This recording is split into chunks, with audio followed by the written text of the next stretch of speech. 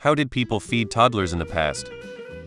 As someone who did not have a parent who made them kid food, you just ate what was there? I was a stubborn child and went to bed hungry quite a bit. In my house when I was younger, you either ate it or went hungry. There were no alternatives, but I was never forced to eat anything. I fed my toddler every meal when he was in the bath for 2 years, as it was the only place he would eat. The plug hole was constantly full of rice, peas, etc. He is 17 now and eats normally. Kids are just as picky as they've always been. As an old person, I was lucky. My picky issue was with mixed textures that I pretty much grew out of by the time I was 8 years old. Foods with gravies or sauces. I couldn't eat them if they were together, but separately they were just fine. My mother was okay with not putting gravy on meatloaf, etc. Some kids were sent to bed without food, the assumption being that they would eat when they got hungry enough. Some fairly enlightened parents insisted that each child must try the food. They didn't need to have more of it if they didn't like it, in the hope that it was just a reflex refusal. But there was never just serving a kid the only thing they would eat. The first time I saw a child only being served what he would eat was in the 1980s. My youngest nephew, dry white toast, period, until he was 18. This did not do him any favors, that's for sure. In most cultures, including mine, parents don't buy or make things specifically for kids. The chicken nuggets thing is a very recent, very American concept. There were probably just some historical equivalents, like he just eats bread, and the options poor people had anyway were probably blander to begin with, so there wasn't much to get picky about. I'm sure there's also all the kids these days posturing, but I really do think less variety for everyone just made things simpler to begin with. Like of course a 3-year-old in any era is probably gonna be more weirded out by your weird aquafaba mint tempeh mycology than plain bread. You feed them the same food you eat as soon as they start eating solids. Kids are only picky with food they're not used to. Kids in Japan love broccoli, for example. Part of the problem is that many families don't know that you should not start the baby off with anything too salient.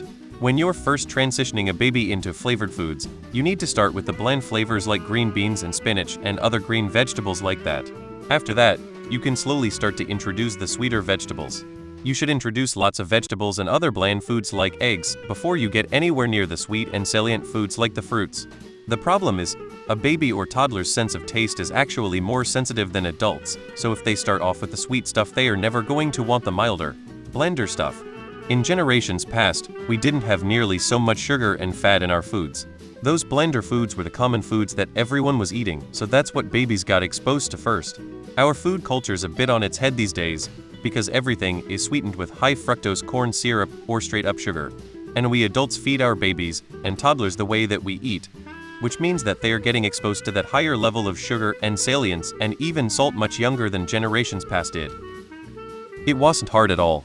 Kids get hungry, they eat. We started ours on veggies before fruits, and they loved them. We didn't fill their bottles with juice, bottles were for milk, they loved it. If you start out with healthy habits and model the same, it isn't hard. Ours carried those habits into adulthood and have always been fit and healthy, including their weight. If they didn't like something, we didn't force it, but we also didn't cater to them. If one didn't like peas, they picked them out, another didn't like onions, they picked them out. Half the time they didn't even bother. There was always PBJ available if they really wanted to make a fuss, but they didn't. When I was a kid in the 80s, if we didn't eat what we were served, we simply didn't eat. End of story. Everyone seems to get their feelings hurt by this fact, but refusing to eat food because you don't like it is a first world modern day phenomenon. There are millions of people right now who are starving to death.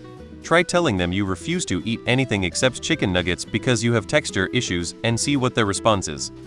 But if a child had never had a chicken nugget, nor even know that they existed, they would not crave them. They might only want bread, or potatoes, or whatever they preferred.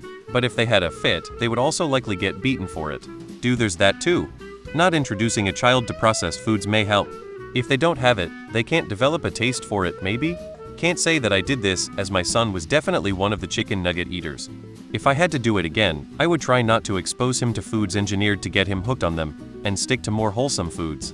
That said, he eventually did expand his tastes in food. He now eats healthier, and I would say he's a more adventurous eater than I am. So, children often grow out of the picky phase. So my grandparents and older generations apparently had a rule of if you don't eat what I served you then you don't eat at all. More for everyone else. Food scarcity, limited options, lack of affordable junk food. Yes, There was junk food even back in ancient times, but only the wealthy could afford it, and that's also why plump women were considered the ideal, not skinny women who were obviously too poor to afford food, made feeding kids a heck of a lot easier back then. I remember going to my daughter's pediatrician and literally bawling my eyes out because my 5-year-old would only eat mac and cheese and chicken nuggets, and I felt like the worst mother ever. This dear man said his son was the same age as my daughter and doing the same thing. Told me not to worry about it, just feed her what she's willing to eat, she'll grow out of it, and help prescribe her a daily vitamin to help make up for the lack of healthy nutrients. Reminded me that I was a great mom because bad moms don't care what their kids eat. My daughter was healthy, happy, kind, and smart. That had been her pediatrician since she was 6 weeks old, so knows exactly what kind of parent I am. She's 19 now and in college, so she didn't starve. She's still somewhat picky though. My parents always just fed me whatever they made for themselves. The idea of food specifically for a child is so odd to mate's extra work, and you were just teaching them to have a different palate from the rest of the fam. My father was a doctor and he told me that many of his mom patients had this same issue. He would tell them to feed everyone the same meal. If the toddler wouldn't eat it, then let them skip that meal. They wouldn't stave by missing a meal. When the child was hungry, it would eat what was provided. Growing up, my siblings and I had to eat some of everything that was served. One of my brothers didn't like stewed tomatoes, so my mom only gave him a couple spoonfuls. If my dad didn't eat something, we didn't have to eat it either. If we didn't eat all our dinner, it was saved for leftovers. So if we were hungry later, my parents didn't let us eat cereal or other snacks, we had to eat leftover dinner. I like a wide variety of food now, even things I didn't like when I was younger.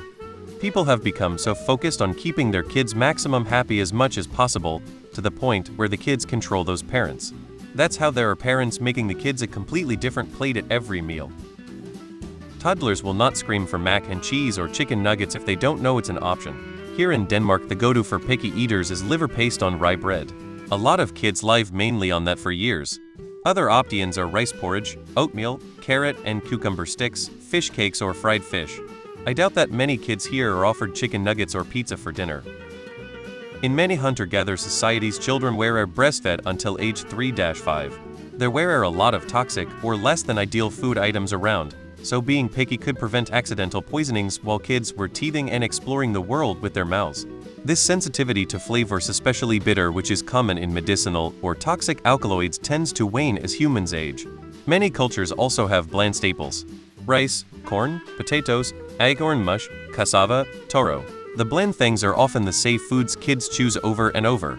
As they are more able to participate in hunting and gathering, they may also become more interested in eating what adults eat to socially align with them.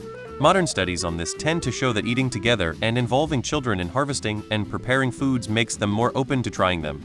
Also, not making a big deal out of eating or not eating specific things. A more anxious kid is often going to be more picky because that fight-flight response shuts down the digestive system. Making eating a variety of foods together a calming and pleasant activity makes eating less likely to be stressful.